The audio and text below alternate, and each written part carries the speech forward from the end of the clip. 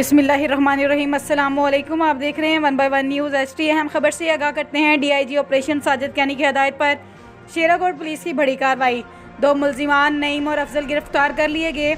मुलजिमान के कब्जे से राइफल, 223 बोर, पिस्टल, 2 मैगजीन्स, 18 गोलियां बरामद हुई।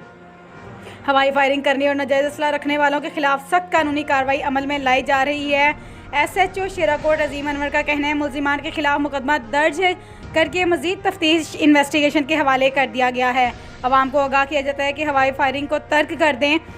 SP इकबाल टाउन अवैस शफीक नाजायज़ का कहना है कि नाजायज़ असला रखने वालों के खिलाफ कानूनी कार्रवाई अमल में लाई जा रही है। मजीद खबरों के लिए देखते रहिएगा हमारा चैनल 1 बाय 1 न्यूज़ HD। ताज़ा तरीन अपलोड्स की नोटिफिकेशन हासिल करने के लिए हमारे चैनल को सब्सक्राइब करें और साथ में दिए गए घंटी के निशान को दबाना ना भूलें।